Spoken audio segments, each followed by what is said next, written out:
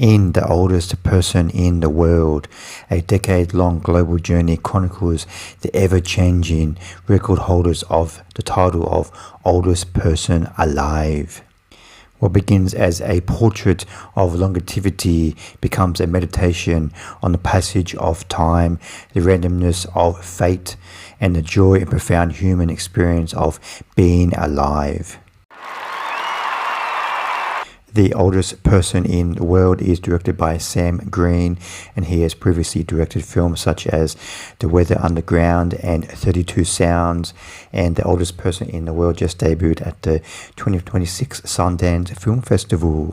The Oldest Person in the World for me was a bit of a frustrating film to watch because on paper it sounds like a good idea, flying across the globe over a long period of time, meeting the oldest person in the world and talking to them and about their life and how they have stayed alive for so long.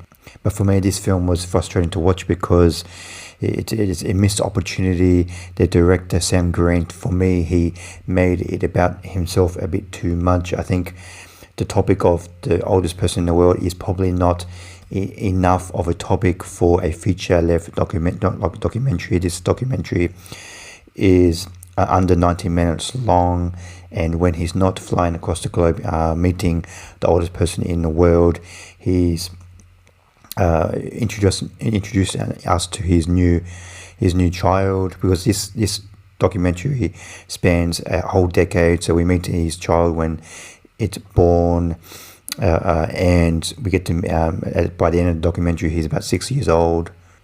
And also director Sam Green, he talks about his own health issues and also about his brother who passed away about 5 years ago to suicide. So he also, all his personal issues, he tries to make a connection between that and the people getting older and the oldest person in the world. And those connections don't really ever connect, didn't really connect for me. I didn't really see why he needed to include all those personal elements in his documentary. It just didn't really add anything to me and just really extended the time of the documentary. But when we do finally get to meet a lot of the oldest people in the world, because when we do finally meet somebody, then we find out that after we've met them in the documentary, they pass away like a few weeks later, a few months later, and then the director Sam Green, he flies to another location to the oldest.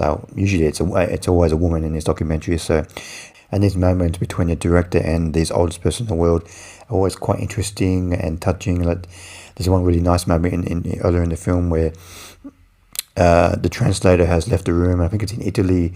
We meet with the oldest person in the world, and then the director Sam Green has just a nice, very intimate moment with the oldest woman in the world. And it's a very touching moment. So those really intimate moments where the director and the oldest woman in the world just talk about their life and how they've lived so long, and they're all all different characters. So those moments in the film are really, really special.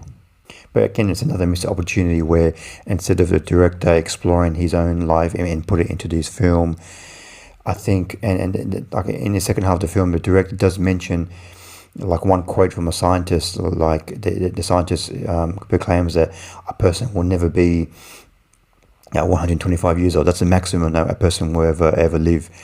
And I just think it's a missed opportunity where we could have had interviews or some kind of scientific information in the film as to why some people live longer than other people, and why some people who are very healthy, they die when they're young, but some people, they smoke every day and drink Coca-Cola every day, and then they live to their 120 or 110. So how come some people who are not really living a healthy lifestyle, they can live to such a long life? So I really think the age of time, the passage of time, and why some people die early, why some people get illnesses, and some people die certain ways, I think that was something that really could have been explored.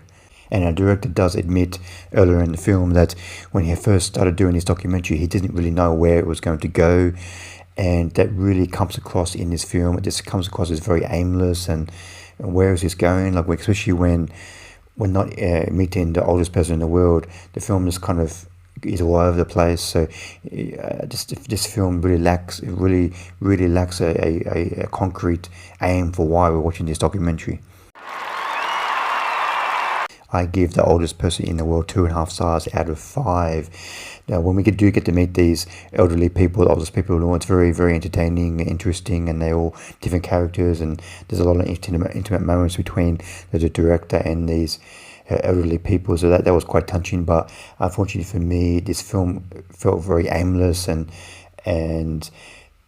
the director tries to input his own personal life into documentary and trying to make a connection between that and The Oldest Person in the World. It just didn't really connect for me.